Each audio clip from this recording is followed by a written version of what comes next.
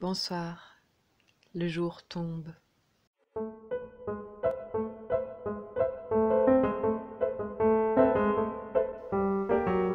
Du beau avant le solstice. 6e nuit, en attendant Saint-Nicolas. Bonsoir, le jour tombe. Avez-vous été sage?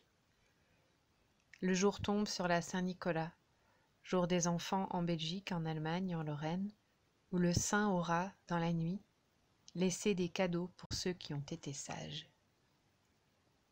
Hier encore, c'était l'enfance.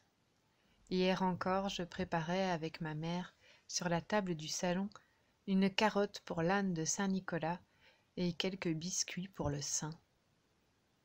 C'était une nuit d'attente. Mais la nuit dans l'enfance, n'est-ce pas toujours l'attente?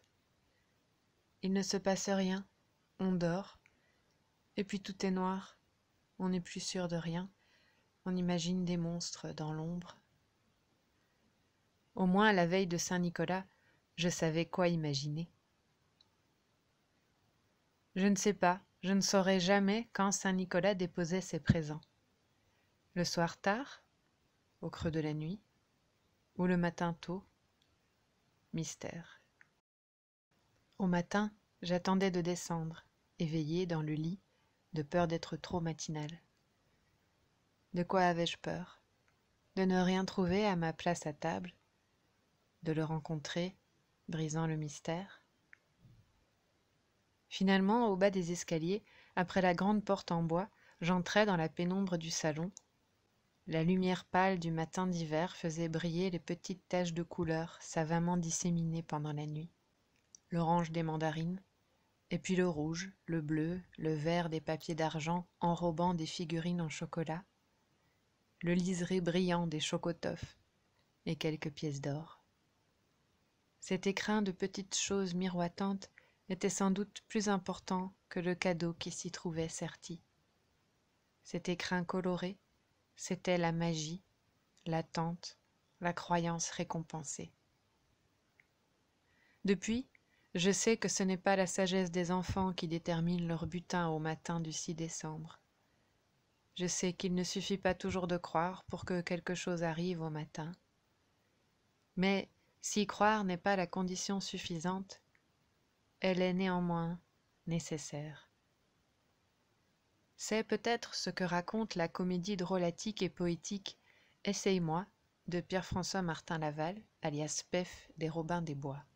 Je sais, je ne ferai pas l'unanimité en me penchant sur ce réalisateur, mais j'aimerais vous parler de ce film, son premier, indépendamment de ceux qui ont suivi et qui, il faut bien l'avouer, n'ont pas été à la hauteur de ce coup d'essai pourtant prometteur. Essaye-moi vaut le détour, si toutefois l'on accepte de jouer le jeu, de se laisser emmener. Et aujourd'hui, jour des enfants, laissons-nous emmener sur des chemins plus légers. Pour ce film, Pef est aussi devant la caméra, dans le rôle principal d'un cosmonaute.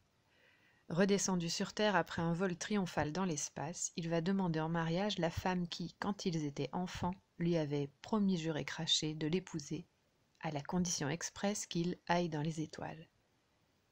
Depuis, elle a un peu oublié. Elle est devenue comptable, et puis elle a déjà un fiancé.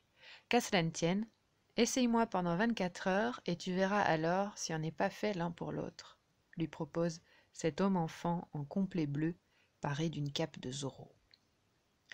C'est sans doute un film qu'on adore ou qu'on déteste. On pourra trouver Yves-Marie, puisque c'est son nom, agaçant au possible, ou à l'inverse, tendrement génial. Son irruption burlesque dans le quotidien de Jacqueline, Julie Depardieu, parfaite, est une source, que dis-je, un geyser d'emmerdement. S'il a bien passé son permis de fusée, ce cosmonaute n'est en effet pas très à l'aise dans le quotidien pratique. Son père dans le film est joué par Pierre Richard, tout un programme. Ce genre de scénario, certes, c'est du déjà-vu.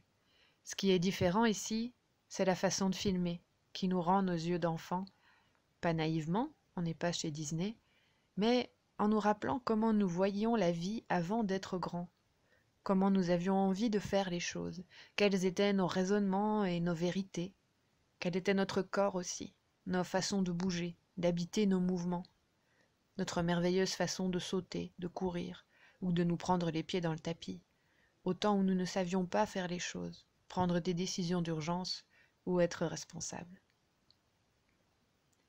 Quelques repoussoirs de la vie adulte dans toute sa grisaille rendent le film encore plus comique et lumineux par contraste. Cadmerade, Isabelle Nanty, Valérie Bonneton, là où le cosmonaute nous déstabilise, eux nous font rire franchement, et c'est bien sûr de nous alors que nous rions. Car l'ennemi, c'est eux, mais surtout cet adulte un peu ennuyeux que nous sommes devenus malgré nous, à force d'habitude. Il y a cette scène où, après avoir résolu un problème insoluble grâce à ses dons en logique et en mathématiques, Yves-Marie s'offre une cigarette. Le geste un peu macho du type qui soulignerait son moment de gloire en fumant une clope, regard lointain, se laissant admirer par la femme en pâmoison. Mais non, c'est une cigarette en chocolat. Les meilleures années, Saint-Nicolas nous en laissait dans le salon. Faut-il être nostalgique de l'enfance, si tant est qu'on l'ait eue heureuse? Le monde est-il trop moche et trop méchant? Ce serait faire au film un mauvais procès que de réduire le personnage principal à un Peter Pan pleurnichard. Ce que j'ai en tout cas perçu, moi, dans cette histoire, dans la façon inattendue de nous la montrer, c'est qu'au travers de toutes les difficultés de l'existence, de tous les choix qu'il faudra poser, de toutes les erreurs qu'il faudra faire, de tous les pardons qu'il faudra accorder, au-delà de la vie, la vraie, au-delà de la dure lutte, peut-être y a-t-il en nous quelque chose qui, encore et toujours, doit se refuser à grandir, pour donner une place à la fantaisie dans le quotidien, pour continuer de croire aux étoiles, de croire non plus à Saint-Nicolas ou au Père Noël, mais, à moins que ce soit au fond la même chose, de croire à l'aube et à ses présents. Croire à l'aube, nuit après nuit. Bonne nuit à vous. Vous pouvez voir le film Essaye-moi sur le replay de France 2 dans la catégorie Premier film. Amis belges, n'hésitez pas à vous équiper d'un VPN qui vous permettra d'accéder sur Internet à l'ensemble des programmes de France et d'ailleurs. Bonne nuit, dormez bien ou bien veillez. Jusqu'à demain, jusqu'à l'aube, jusqu'à midi. Bonne nuit, bonne nuit.